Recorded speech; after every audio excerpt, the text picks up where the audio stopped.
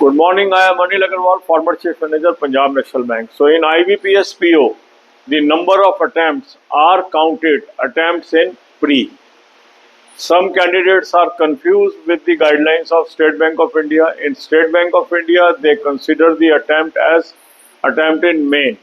But in case of IBPS exams, for IBPS PO, your attempt is calculated based on how many times you have appeared in pre.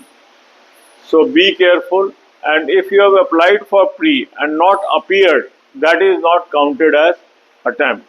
God bless you all. अब यही बातें हम हिंदी में करेंगे। IBPS PO में जो number of attempts हैं वो प्री के काउंट होते हैं। अगर आप प्री एग्जाम में बैठे हैं, अगर आपने खाली फॉर्म भरा है और प्री एग्जाम में नहीं बैठे हैं तो वो अटेम्प्ट नहीं काउंट होता है। तो ये आपने सावधानी पूर्वक भरना है, क्योंकि स्टेट बैंक में गाइडलाइंस डिफरेंट है तो कई कैंडिडेट कंफ्यूज रहते हैं। स्टेट बैंक के अंदर मेन के अटेम्प्ट माने जाते हैं, पर आईबीपीएस के जितने भी एग्जाम हैं उसके अंदर आईबीपीएस के अटेम्प्ट प्री के माने जाते हैं और उस पर्टिकुलर एग्जाम के। तो अगर हम आईबीपीएस पीओ का फॉर्म भर रहे हैं तो आईबीपीएस पीओ में आपने कौन कौन से अटेम्प्ट किए हैं वो बताने हैं।